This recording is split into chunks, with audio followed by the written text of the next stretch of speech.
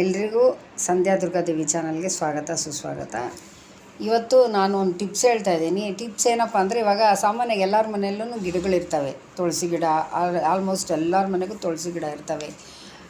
ಬೇರೆ money plant ಇರ್ತವೆ, ಮತ್ತು ಬೇರೆ ಯಾವುದಾದ್ರೂ ಮಲ್ಲಿಗೆನೋ ಯಾವುದೇ ಗಿಡ ಬೆಳೆಸ್ತಾ ಇದ್ರೂ ನೀವು ಅದು ಗಿಡ ಯಾವಾಗ ಫಲ ಕೊಡದಿರ ಇದ್ದರೆ ಸ್ವಲ್ಪ ಒಣಗ್ದಂಗೆ ಒಂಥರ ಕರ್ಟು ಬಿದ್ದಂಗೆ ಆಗಿಬಿಡುತ್ತೆ. ಈಗ ಒಳ್ಳೆ ಎಲೆ ಎಲ್ಲ ಸುಂಡ್ರೋದಂಗೆ ಆಗುತ್ತೆ. ಆ ಟೈಮಲ್ಲಿ ಏನು ಬೇಸರ ಮಾಡ್ಕೊಬೇಡಿ. ಸ್ವಲ್ಪ ನೀರು ಹಾಕ್ಬಿಟ್ಟು ಆ ಮಣ್ಣೆಲ್ಲ ಪಾಟಲ್ಲಿರೋ ಮಣ್ಣೆಲ್ಲ ಸ್ವಲ್ಪ ಕೆತ್ತಕ್ಬಿಟ್ಟು ಅದನ್ನೆಲ್ಲ ಕೆತ್ತಿಗಿದ್ದಾದಮೇಲೆ ಸ್ವಲ್ಪ ನೀರು ಚಿಮುಕ್ಸ್ರಿ.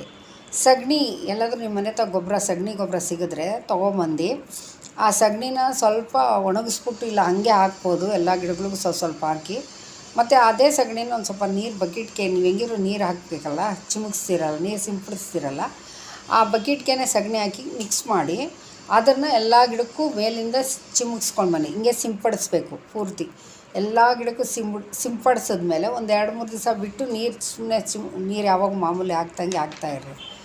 ಆಮೇಲೆ ತನ್ನಷ್ಟಕ್ಕೆ ತಾನೇ ಅದು ಒಂದೊಂದು ಕಡೆ ಕೌಲು ಹೊಡೆದು ಹಂಗೆ ಚಿಗುರ್ಕೊಂಡು ಹಂಗೆ ಹೂವು ಬಿಡೋಕ್ಕೆ ಸ್ಟಾರ್ಟ್ ಆಗುತ್ತೆ. ಆ ಥರ ಮಾಡಿ ನೋಡಿ. ನಮ್ಮನೆಗೆ ಆ ಥರ ಆಗಿತ್ತು, ಮಾಡಿದೆ, ಸ್ವಲ್ಪ ಚಿಗುರ್ತಾ ಇದೆ ಇವಾಗ.